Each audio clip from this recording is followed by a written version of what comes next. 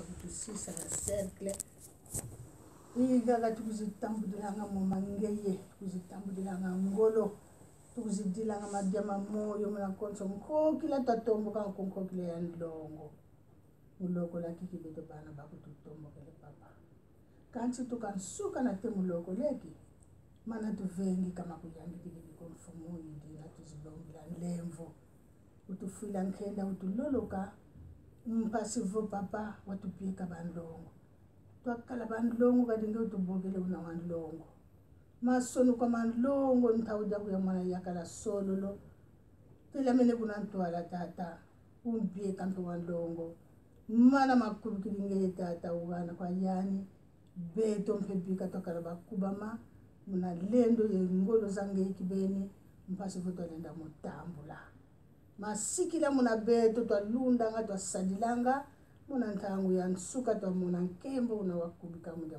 beto nsambu yeluvuva mutu lombele bio muzola kwa seyi mwani mwanda velela amen. Amen.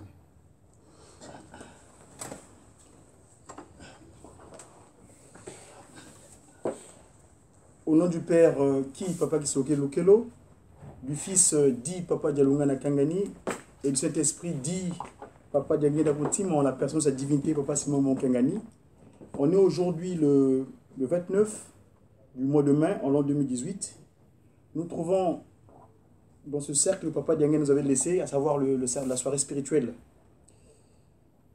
Nous allons pouvoir partager cet instant de prière et de méditation dans le livre des commandements dans un premier temps, Exode 21 à 17. Non. Oui, donc voilà, je suis allé un peu vite en besoin, donc mon pasteur. Voilà. Et donc nous allons demander un cantique d'ensemble à Maman Diag responsable de pouvoir démarrer notre programme.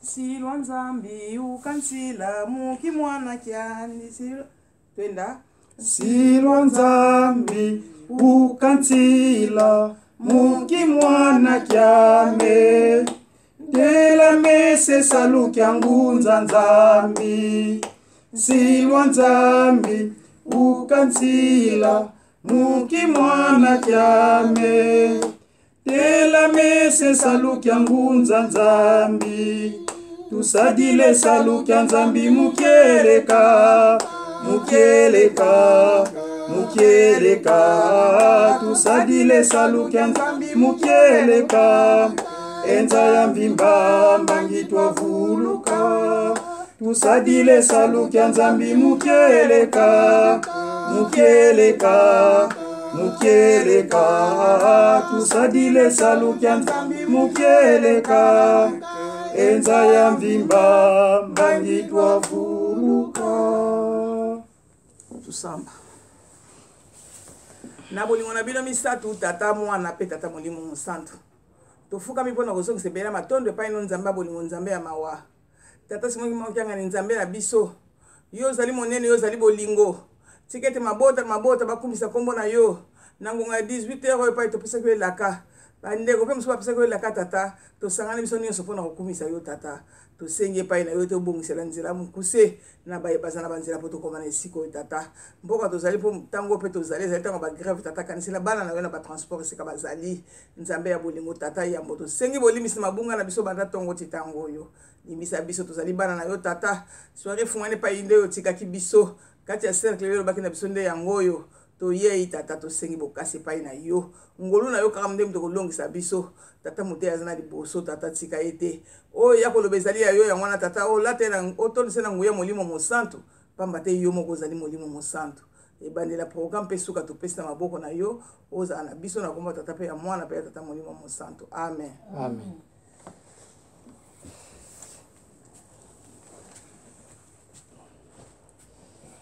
Au nom du Père Papa Kisoloke Lukelo, du Fils Papa Dialunga Nakiangani et du Saint-Esprit, sa divinité Papa Diangenda Kuntima, Papa Simon Kimong Kiangani. Donc je disais tantôt que nous sommes aujourd'hui le 29 du mois de mai, en l'an 2018. Nous sommes retrouvés en ces circonstances pour pouvoir rendre notre témoignage concernant le travail que nous avons à faire ici en Occident, plus particulièrement au sein de la communauté. Donc, pour cette soirée de prière, soirée spirituelle proprement dite, nous allons pouvoir partager 2 textes de lecture. Dans un premier temps, nous allons prendre le livre de la sortie des enfants d'Israël, qu'on appelle couramment Exode, dans le deuxième livre de Moïse, au chapitre 20, versets 1 à 17. Et le deuxième texte de méditation, nous le tirerons dans le livre toujours de Moïse, dans son premier livre particulièrement, quand il parlait de la création de l'humain. Si vous permettez bien. Donc, 1.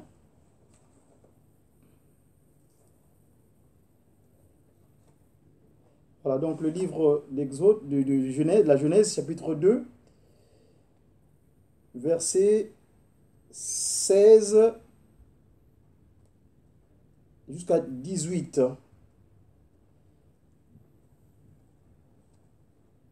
Voilà, donc lisons donc le livre des commandements au nom du Père et du Fils et de l'Esprit, chapitre 20, verset 1 à 17. Vous m'excuserez, mon texte de ma Bible est en la langue de la création, le Kikongo. Vous allez pouvoir suivre avec moi, pas à pas, avec les textes que je vais dicter par rapport aux chiffres.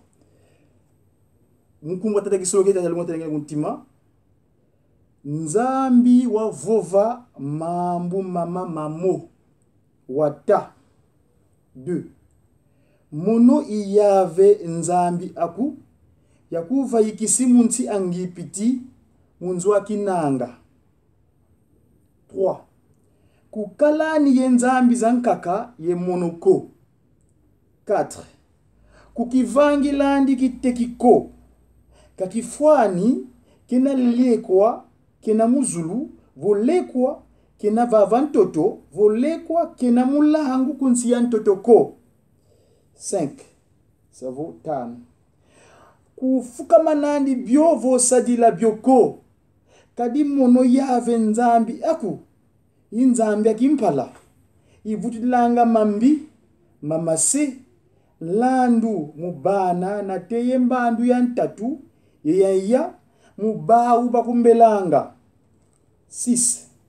Sambanu kansi yilemvukilanga na teye funde zimbandu mubau bakunzolanga yekebanga nsikudusu zami 7.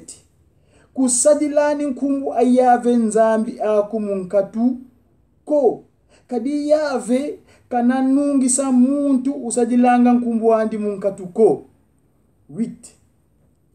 Banzi la lumbu kya lumingu mbasi wakebakyo longo kya longo 9. Unasala lumbu samba nu yesala salubyaku byabyo 10. Kanti lumbu kya nsambodia yilumingu lwa yave nzambi aku buna kusalani saluko ka mwana kuwa bakala vo mwana kuwa nkento ko kaselo kiaku kya bakala vo kya nkento ko vo bulu byaku ko kanzenza mpe ko wena yaku mungu dia mielo myaku 11.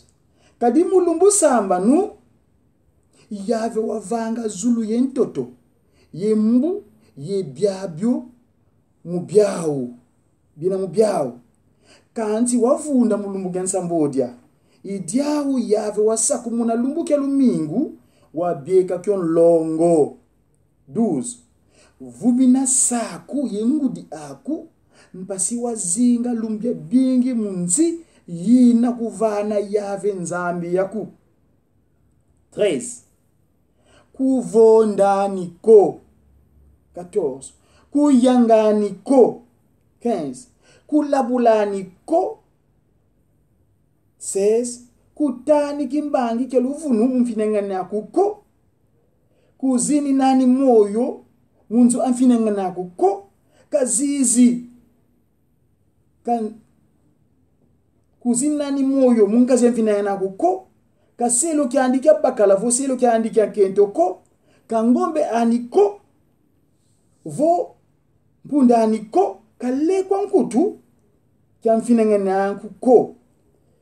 Au nom de Papa Kisolokele, Papa Dialungana, Papa Diangenda Koutima. Ça, c'était les interdits.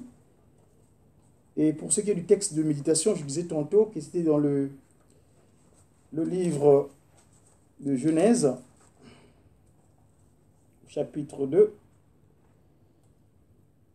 verset 14 à 18. Nzadi yantatu yenankumbu edikeli yoyo ikwena ngangunsi ya este ya Asilia. Nzadi ya iya Efalata yave nzambi wa bonga bakala wantula mulumbu lwa Edeni pasika sadila lo yekeba lo. 16 yave nzambi wakamba bakala wavova ngeye lenda dia mbutu mya wonsono wonso nti mulumbu kansi mbutu mya nti mya luzayulu lwa bya mbote ye byambi kudiani myoko kadi lumbu kiuna myodia foasi wafua. 18 yave nzambi wavova kabafweni kwa bakala mukala kinsiona ko ngina kumvangila nsadisi ufuanane yeyandi. Munankumbwa Tata Kisolokele, Tata Dialungana, Tata Kimbangu Kuntima Kiangani Dilumanga Mawanzo. Tout ça.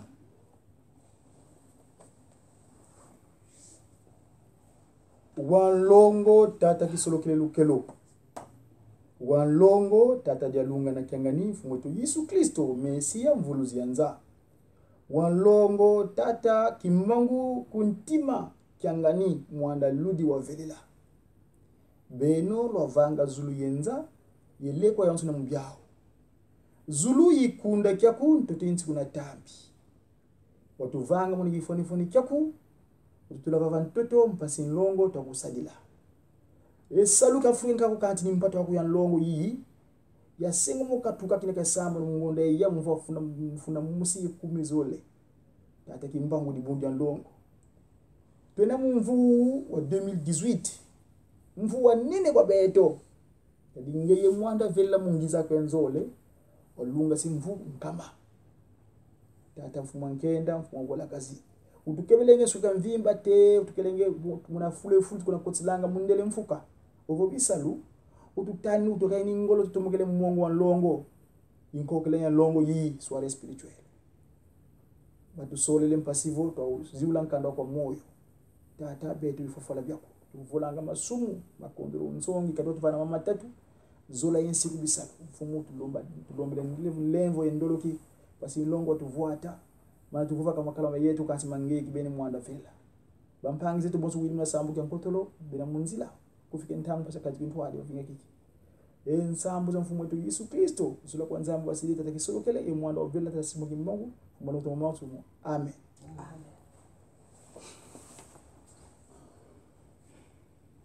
Au nom du Père, Papa Kisolokele Lukelo, du Fils, Papa Dialungana Kiangani, et du Saint-Esprit, sa divinité, Papa Simon Kimbangu Kiangani, nous avons lu 2 textes.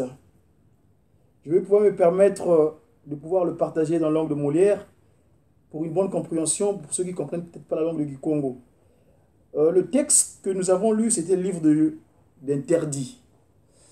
Papa Diangenda Kuntima, le second visage de Papa Simon Kimbangu, dans son action qui consiste à restaurer l'humanité, parce que nous savons tous que dans cette institution spirituelle qu'on appelle Église de Jésus-Christ par son roi Simon Kimbangu, en son article 4, il est stipulé ceci. L'objet social de l'Église kimbanguiste est de restaurer l'humanité dans son état premier. C'est-à-dire que remettre l'homme dans son état avant l'erreur de notre aïeul Adam. Les 10 commandements. Qu'est-ce que c'est que les 10 commandements? Les interdits. Très souvent, quand je parle des textes des interdits, je me réfère à cette science que Papa Simon Kimbangu nous a disposée, à savoir le Mandombe, qui est notre support scientifique, pour expliquer certains faits spirituels. En Kikongo, les interdits, on appelle ça Nsiku. Le mot Nsiku, quand je fais usage des principes que nous utilisons dans le Mandombe, Nsiku, il y a deux syllabes, Nsi et Ku. Et quand tu fais le revers de Nsiku, ça devient Kunsi, ce qui est en rapport avec la terre, donc Nsiantangu, sur terre. Et donc, moi j'appelle souvent les interdits comme étant ce qu'on appelle la constitution humaine. C'est-à-dire que un humain, tel qu'il est constitué, il doit avoir des règles pour son développement, pour son séjour ici-bas sur terre. Et donc, les interdits, la loi, c'est comme sa constitution. Car un territoire qui n'a pas de constitution, c'est un territoire qui est voué au désordre. Alors, donc, Papa Diangenda Kuntima, en 78, en 78, quand il a mis en place cette recommandation qui consiste que, dorénavant, mes chers enfants, là où vous retrouvez, vous devez absolument vous rappeler de ce que vous constitue. Et donc, on est dans la soirée, on a le temps nous est imparti, nous allons prolonger, nous allonger. C'est en rapport avec le texte que j'ai lu. Donc nous parlons des interdits, qui fait référence aussi à ceux que nous avons lus dans le texte de méditation, à savoir les interdits, le texte de la création de l'homme. Pourquoi je fais allusion de la création de l'homme? Aujourd'hui sur terre, tel que nous sommes, ce qui s'est passé au jardin d'Éden, c'était vraiment, moi j'appelle ça souvent, c'est un coup d'État. Le méchant, le commandant en chef, tel que Papa Diangenda l'appelait, quand il s'est autoproclamé le prince de ce monde, et Papa Diangenda, en disant non, non, non, toi, le terre, c'est ma propriété. Donc je vais créer une entité. Donc l'entité, c'est notre ancêtre qu'on appelle Nkakambuki.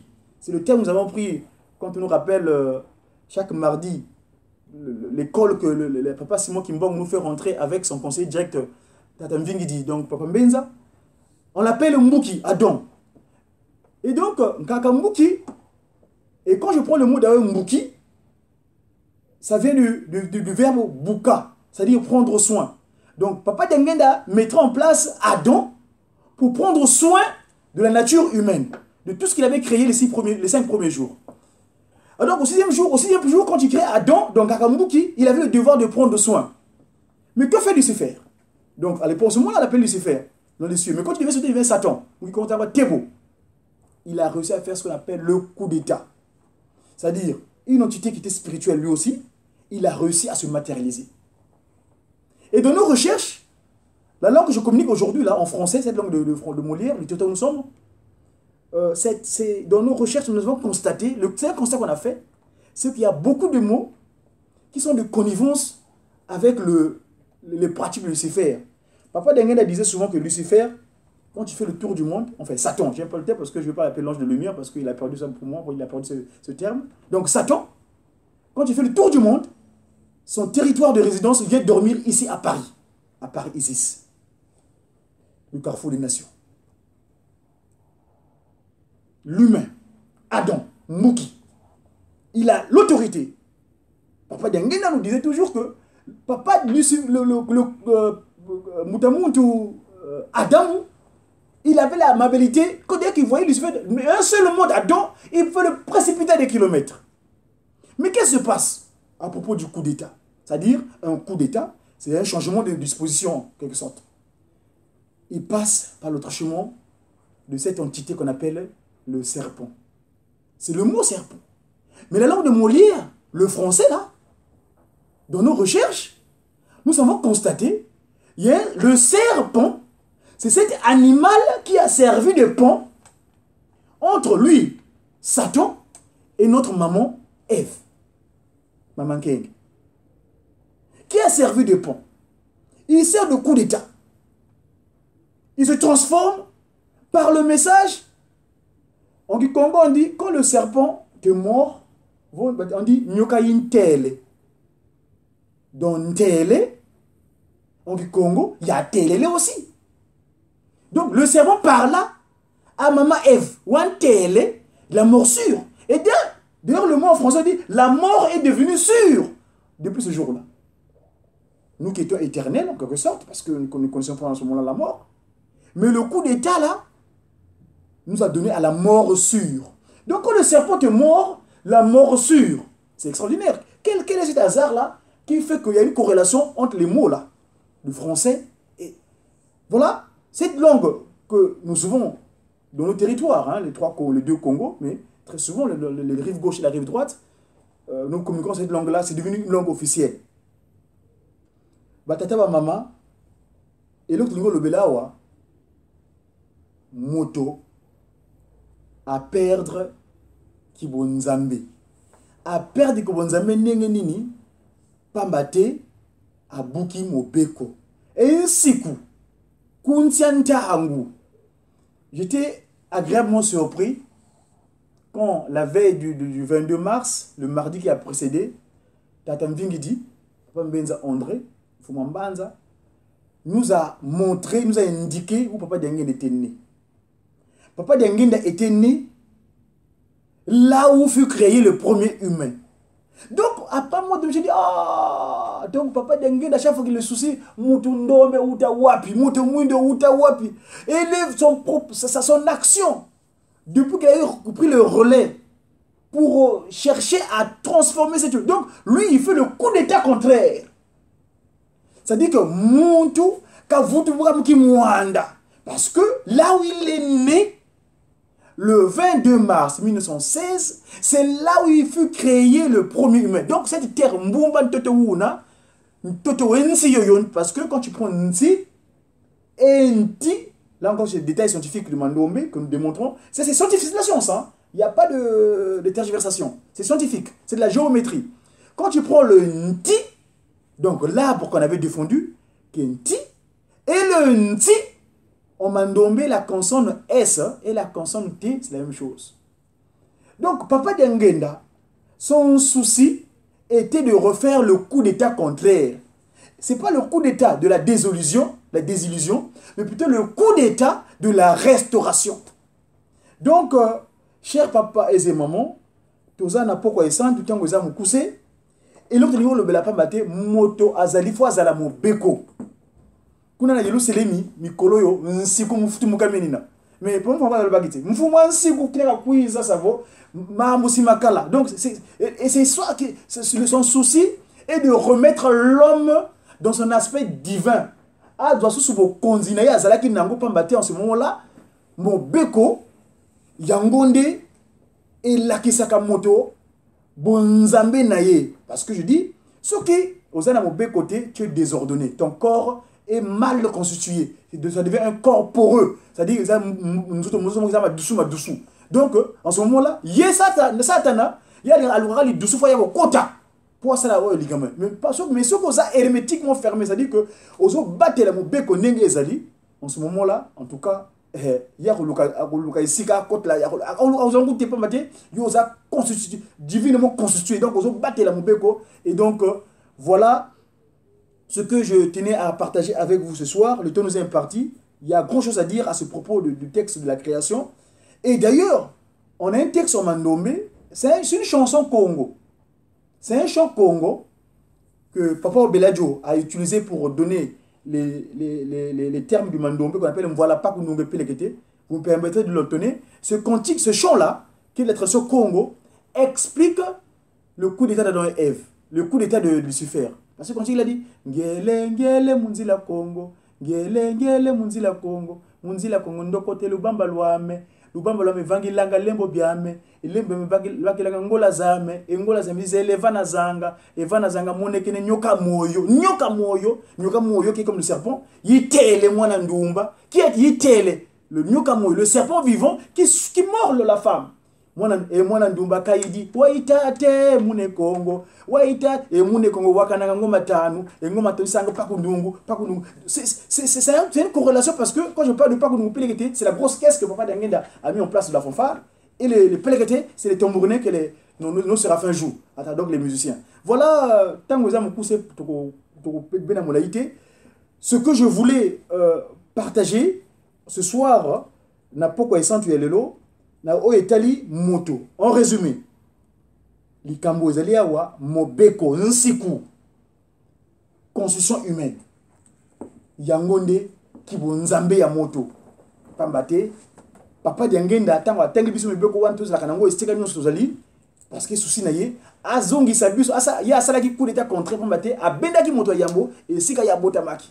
Donc voilà, yango nazalaki nango na poko esantu lelo. Je n'ai ainsi terminé au nom du Père qui papa Kisolokele, du Fils papa Dialongana et du Saint-Esprit sa divinité papa Kimbangu Kuntima Kanganitilo Mangamaonto.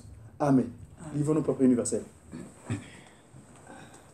Au nom du Père papa Kisolokele, du Fils papa Dialongana et du Saint-Esprit papa Diangenda Kuntima, notre Père qui est aux cieux, que ton nom soit sanctifié, que ton règne vienne, que ta volonté soit sur la terre comme au ciel.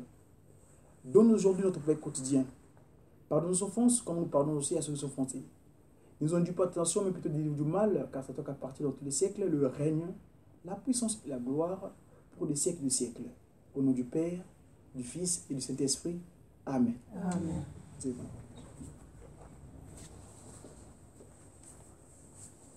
Tondele mungenzambi watuvana Mbuluzi ntondele mungenzambi watuvana mbuluzi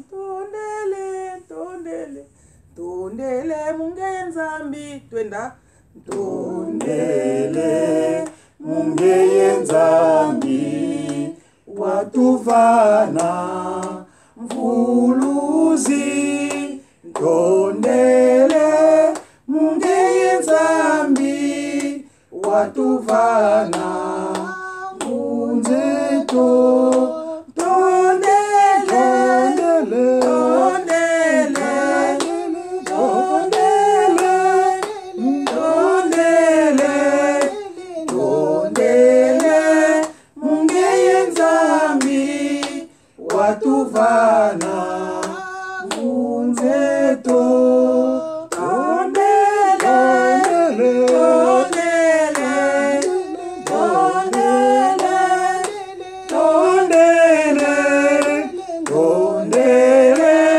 mungenzambi watuvana munzeto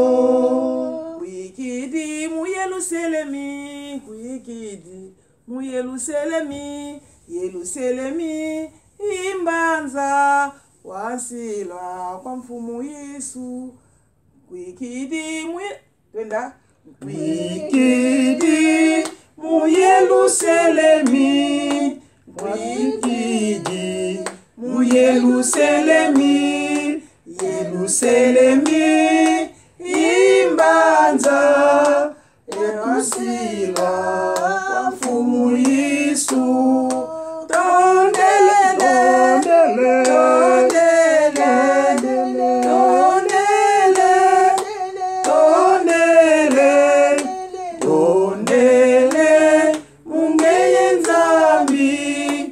watuvana munzeto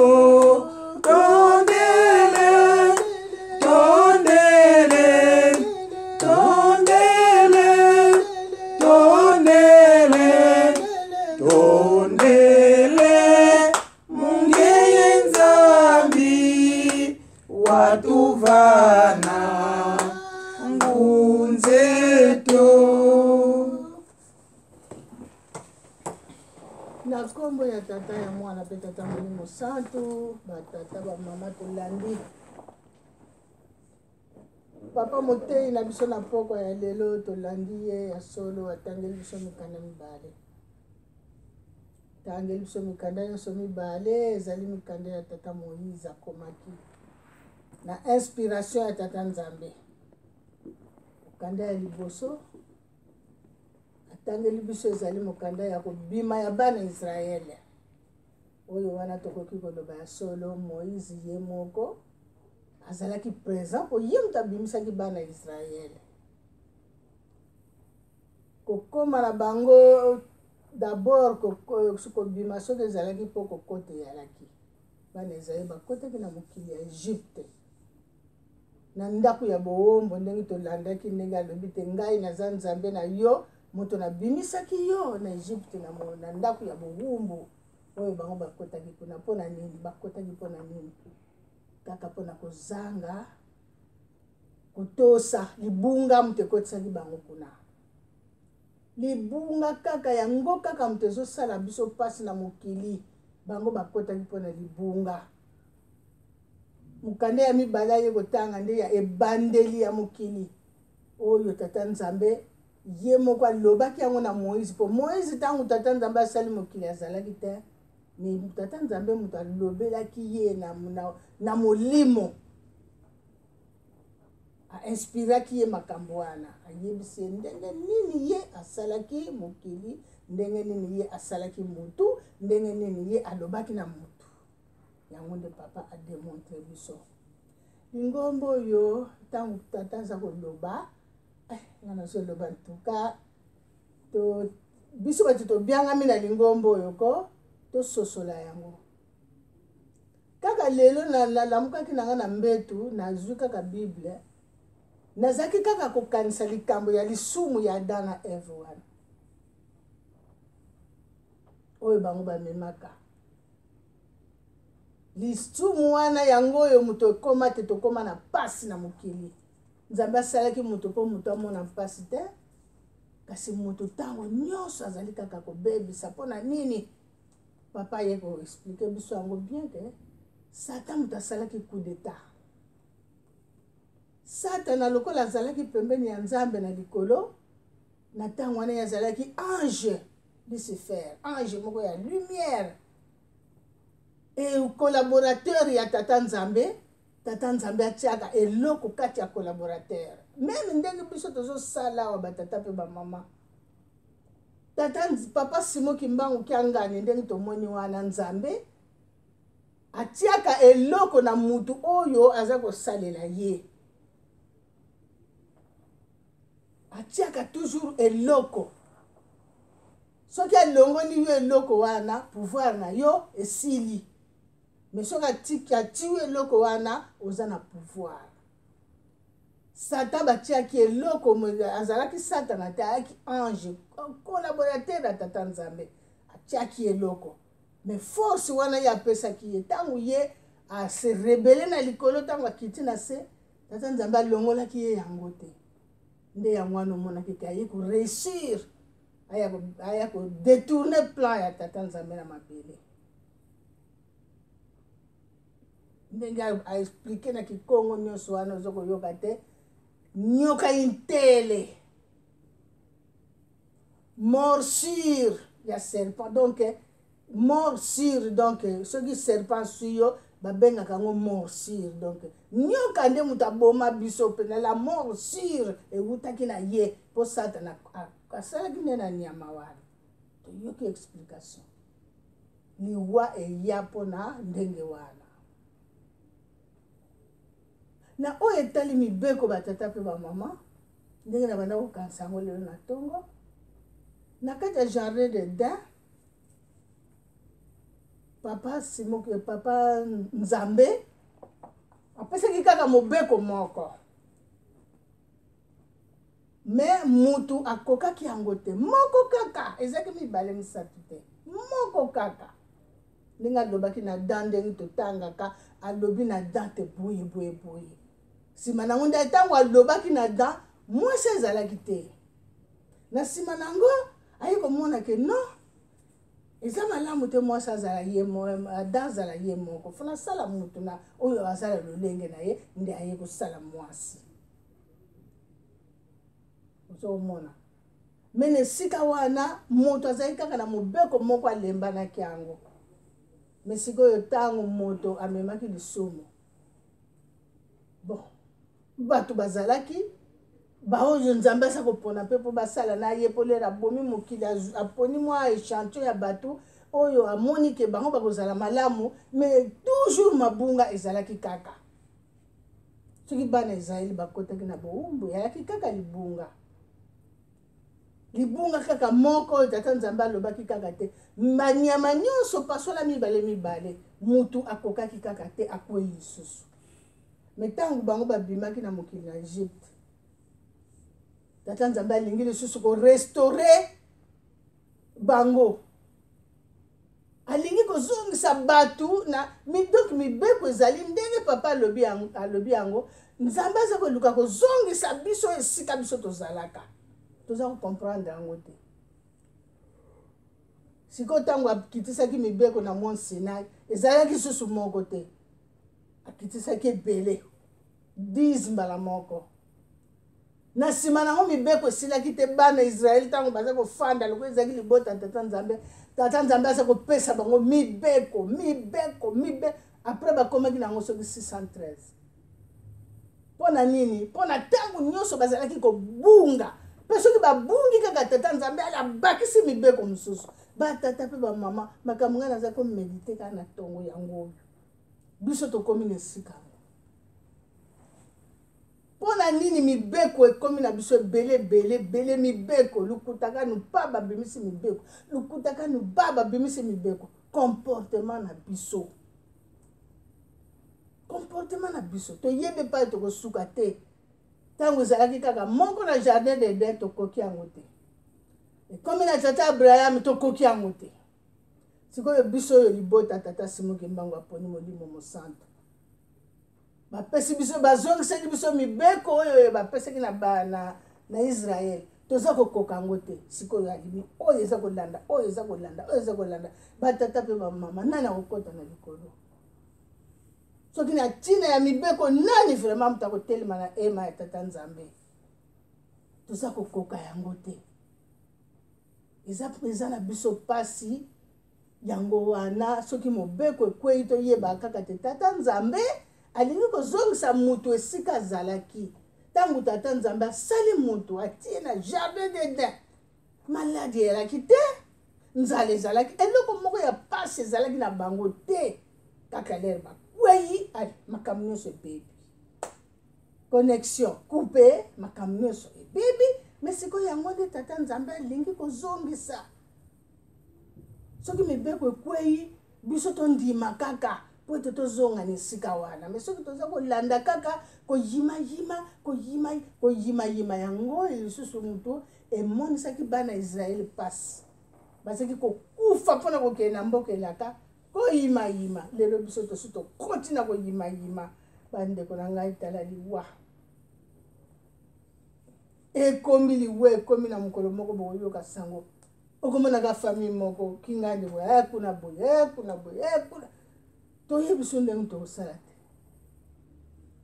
yango wana batata mpe bamama mobeko ezali mama ya likambo papa eloko ya teyi biso lelo ezala na Exode ezali mibeko ezala na Genèse ezali mibeko na ntango wana toza kokumba mitango toza kokwena mibeko tozosala masumu toyebaka te morsure nyoka aza koswa biso la morsure tozokufa otambolaka boye olobi naza na voiture naza boye okufa pamba tosozwaki morsure ya serpent la morsure eza pasi kasi tosala makasi ata biso mwa échantillon oyo ya poni asangisi biso esika moko aza koteya biso aza kolobela biso aza koexplike biso ndenge nini aza koyebisa biso makanisi na ye lokola priere tosambelaka na le 6 avril tolobi ke avant yokende na likolo olakisaka nyonso mpe olakisaki posa na yo na bayekoli tata Simoki Mbangu aza koyebisa biso baposta na ye nini alingi tolanda po ete tozwa lobiko na nkombo ya tata mwana mpe tata Molimo Santu amen.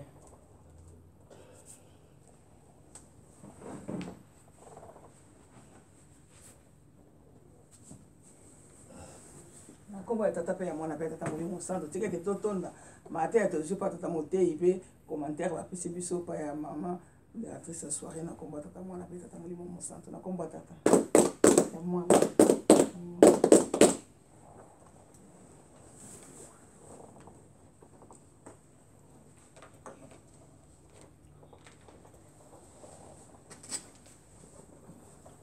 Kimbangisme oye. Kimbangisme oye. Oye. Kimbangisme oye. Oye, oye, oye, espoir du monde, Église universelle. Papa oye. Oye. Papa oye. Oye. Papa oye. Oye, oye, oye, espoir du monde, nous sommes derrière vous. Papa Simongi Mankangani oye. Oye. Papa Simongi Mankangani oye. Oye. Papa Simongi Mankangani oye. Oye, oye, oye, Papa Simon Kimbangu Kiangani, Mwanda Vela, Wazola, Walebizola, Kaka e Kaka, Yani Kaka, Yani Kaka, Yani Kaka. Na komba tata mwana fete mu santo wa communiquer tozala yango misala ya nkamba. Misala ya nkamba ezali misala epesameli biso. Toponaki maki po ete totonga Yerusalem ya sika. Yango wana to ezitaka te ntango baza kosenga biso ba participation na biso topesaka. Ya solo mbongo ezali pasika sabi tosenga. Po ye pa ina iso tosengi nyonso tokozwa yango. Mokola poso lisusu tozala mariage. Mariage ezali na kati ya paroisse na biso na kati ya salle tosambelaka. Oyo koma salle paroissiale na biso. Tozala mariage kuna topesi malamu 14h déjà mariage banda yango wana esengeli biso tokoma avant 14h to sepesa ndeko na biso pour lokola nani fête esila na 23h penza to ko aussi samso pe ko sene avant 23h c'est akendeki po to za na temps ebele ndenge lekana na Belgique to sala bien bongo na yango tango apasara ko leka ko yebisa biso makambo mosusu ndenge papa ako sikilisaka biso na pai na ye sika sikoyo tokopesa na mbote tokopesa na mbote bamama totelema papa moteyi na exception mama pasteur topesa na mbote tika topesa na mbote esengo na komba tata pe ya mwana pe tata molimo mosantu na komba ya tata ya mwana pe tata molimo mosantu tosenge pa ya mama pasteur na biso akokotelema po ete tokopesa topesa mama pasteur na biso motambwisa soirée mbote na komba tata mwana pe tata molimo mosantu na komba tata mwana pe tata molimo mosantu totelemisa papa pasteur responsable ya paroisse na biso topesa mbote esengo na komba tata mwana topesa tata pasteur na biso mbote esengo na komba tata pe ya mwana pe tata molimo mosantu na komba tata ya mwana pe tata molimo mosantu naloba eza pa ya papa pasteur na komba tata mwana pe tata molimo mosantu ntango tozalaka na esika oyo tolobaka makasi te po tozali na biro ya bamindele bazali wana donc tolobaka na se soirée spirituelle ndenge tolobaka ezali esika oyo biso tozoya komipetola milimo na biso milimo ekweyaka mbinu butu mpe moi ekaka soirée moto azokopetola yango eloko mosusu te biso bakimbangisi toza riche na nyonso mais on est néglige wana lobaka asumu ya négligence ekokute biso cher toyebi likambo mais tozokonéglige yango ale siko tobandi kolela pasi cercle oyo ye tikaki biso ezali d'abord soirée spirituelle ye papa denge na motima tikaki biso na balabala te asalaki ceinture na ye ndenge na expliquaki bino na mokolo biso sololaki na ye makambo ya cercle toyebisaka baninga kobosana soirée te ezali esika papa denge natikaki biso esika mpe akoya komona biso nde yango wana soki lelo aye akokutaka biso ndenge tozali yango bato mosusu te ata oleli ata ogangi oyo ye akuti yango wana tozala mayele yango wana omoni Kinshasa tozopesa exemple moto awuti na mosala ifo awela kaka mbao na soirée spirituelle biso négligence ale kolelaka pasi papa Simon Kimbangu Kiangani pasi ya kozwa mboto ya soirée esili likambo eza nango elungwe mbote kaka oyo mama pasteur azopesa biso likambo nyonso eza nango elungwe basi koya na yo lisusu te ntango ozosenga ozozwa eloko nyonso ozala nango tout est possible avec Dieu. Nous avons communiqué, c'est vrai, tout ça, c'est un dimanche. Nous avons dit que papa, mais tout ça, qui perdait l'unité. Après, qui a tout ça, il y a deux gouverneurs au Kamba, gouverneur Denis Kamba et celui de Denis Kamba. L'ex-ministre sport. Ouais. Alors, il y a qui trop pris, les lots, tous les soldats, il y a ces plats qui mis, il y a moussa le dimanche, mais à peu près ça pour orientation. Tata maman, ils allaient dans biso et mingi na tango yo, nous allaient dans les camps pour les camps. Tokotala na mois de juin, et comme nini hier pour y biso, il y a mon ato publié. Ils allaient dans la paroisse, ils ont ça la paroisse na biso. Papa zo kamwa, zo kamwa lobi. Zo kusala nga surprise à tout moment parce que paroisse monte, zo sala ndenge bino zo sala. Au Salimbongo, les ouvriers mobiles dans le camp. Donc, il y a un an, papa comptable a se préparer pour le Kenya. Dans mon colaposo, na mariage. Tout ça là, tout possible pour être plus souvent, surtout à la temps, maman responsable à l'objet. Mon colayenga, tout allez dans opération 10 €. Il y a social. Batata ba maman, appelle na joaka chaque jour. Et zalika, na papa pasteur, nga ba bengani nga na ndako. Papa ba bengani nga biloko na ke ko tiaboye, soki boko lukila nga 500. Papa pasteur. Donc, quand tali na compte ya social, tout ça n'est lokote. Tout ça à peu près soki na 800 barato check. Boko kabola ngo ndengeni, mama tanga kiriki.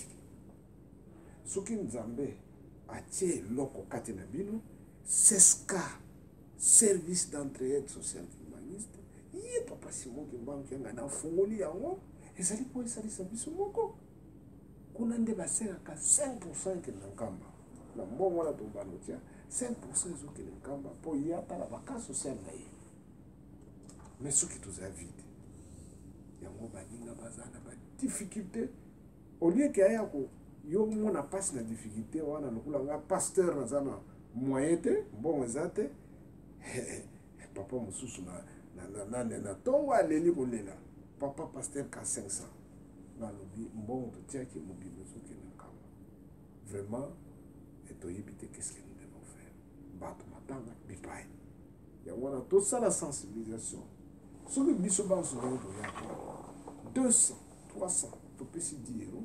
Donc 3000 écoutes, déjà, Moutazana passe à 500, c'est facile pour résoudre. Donc, Toyeba, comme ça, ça, Bonimunde Yangoana. En plus, Mukamba est en difficulté, Makasi Yagoyama, papa. Papa est en difficulté. Papa n'a pas mon papa, peut-être qu'il a un câble, papa passe. Na kuti tozo mena 10 ans à Miliki. Kakaboy Batopisi, Boulou. Donc, miliki ezate atuni miliki alobi nana opesa biso. Donc c'est pour vous dire que ya wana biso to biso ba so na muta so ba boîte ya miliki ba benye nido. Donc somba yango to kosala le dimanche to kangi mama fifi azali na agence ya transport ba carton na ba carton et na mikolo yo te bato abango ya donc nakamba les fils que bakuta boîte miliki likolo ya mesa biso toza na miliki awa ça ne coûte rien boîte on connaît les affaires mais kuna c'est de la merde yango wana biloko wana 10 € na boîte miliki ya maite kako ya poussière parce que ya mai c'est difficile mais ya poussière c'est bon donc to sensibiliser baninga pour te surtout ramasser 200 boîtes de bisangai kambe kuminengeni miliki 200 boîtes tous à 200 personnes ba yena 200 boîtes lait ba bengi nido ba carton wana kenkamba mais tous à ndeni voilà est-ce que ba ko fa le sous nzala est-ce que papa boyo kasoni bamelaka kaka mai ya motoka ndenge wana eza na biso bato ozali na mboko ezokule le awa le ezokule na yango parce que ça ne signifie rien tosensibilize baninga wana makambo tozalaki na yango na kombo ya tata ya mwana mpe tata molimo santo amen. Amen.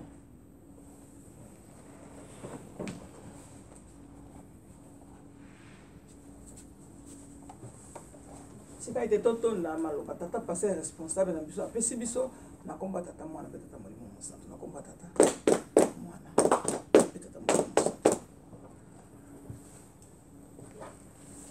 baflutiste balobi ntango mosala ekoki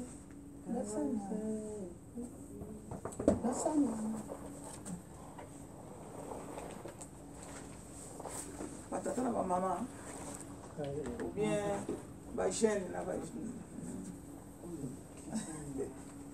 batata na bamama batata oye bamama oye batata babangisaka bamama baganaka na bango te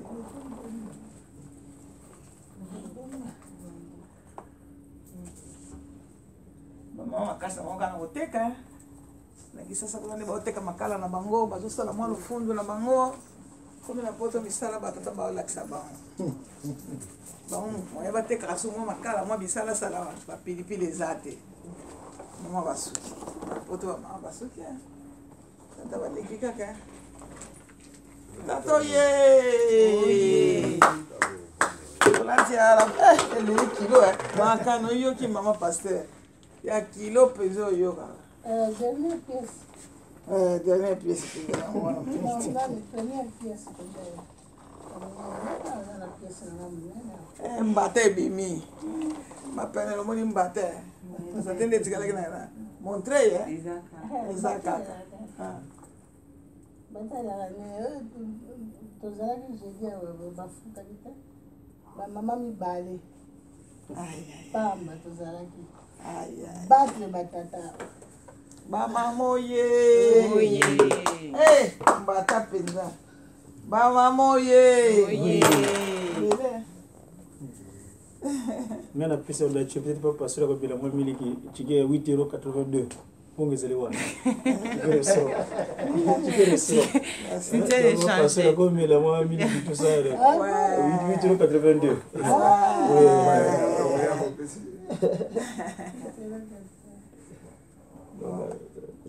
Batata baganye bango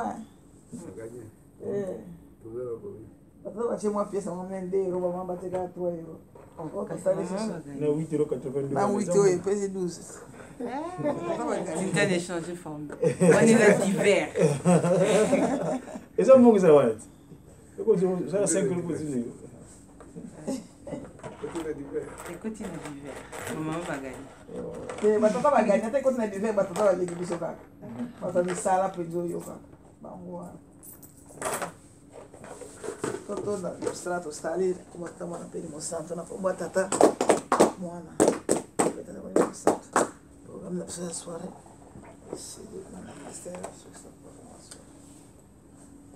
Vanda kaka wana.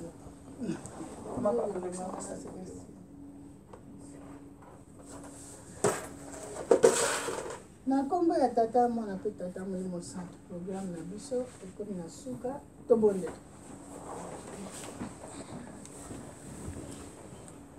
Na kombo ya tata mwana mpe tata molimo mosantu papa simoki mbanguki angani totondi obotondi pamba te mokolo na mokolo papa yo okopesaka biso bateyi yo okoyokanaka na bango mpe okopesaka liloba na yo mpo ete biso mpe bana na yo tozwa yango oyo mpe opesi biso na mokolo mwa lelo totondi obotondi papa tika nkombo na yo ekumisama esanjolama eloko moko kaka nde papa apesa biso mayele mpe bososoli ya bonzambe mpo toyeba eloko nini yo olingi mpo na biso esika nini yo olingi tokoma soki tososoli na ntango wana akanisi ke tokobanda kotosa mayemanso oyo ozali koyebisa biso pamba te nyonso ekobonga kaka na botosi mpo toyebi ke nyonso ebebaki na kozanga botosi me ekobonga na botosi malamu na ekeke ya suka tokomi na ntango ya suka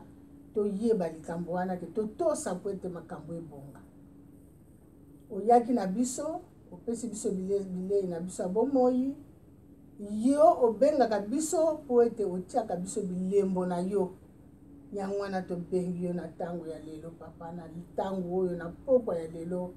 Yaka papa Simukimba Okiangani tata molimo mosantu, yaka kotia biso bana na yo bilembo, pamba te satana pe atelemisi maseke na minu na manzaka, kasi yo nde mutu obukaka mino nyonso ya mabe pe olongolaka manzaka ya milai po ete ekoka kosimba biso te.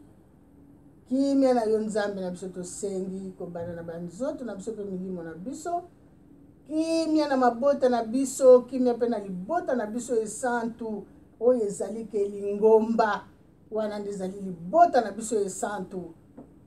Kimia na yo tosengi pe na mboka na biso ya Kongo oyo yo pona papa kobanda na likolo lobi ke nga na kokita na mboka wana. Tosengeli yango kimia baye nyonso oyo bakomataka na Yerusalemi tike ete bazwaka oyo bango bakokendelaka. Mapamboli na mapamboli tosengi na mokili mobimba, yokela biso kaka mawa, pamba te papa oza komona babomination ezokosalama na kati ya mokili, surtout esambeli ya bikeko nde wana ezali komandema ya liboso oyo likambo yo yina na mokili oyo ke mutu azala na Nzambe mibale. Komandema ya liboso yo yina penza likambo wana ke eloko moko boye kokisama bakokisa yango na yo tata Nzambe, kasi yango wana nde ezosalama na mokili mobimba. Osambela bikeko, osambela Nzambe mosusu kokumisa bango, papa limbisa biso yokela biso mawa. Po soki otali kaka mabe na biso nkolo, biso bana na yo pasi, tala pasi. Tosengi papa yokela biso mawa, oyo salisa biso bikisa biso kaka na mawa na yo na kombo ya tata mwana pe tata molimo santu. Amen. Amen.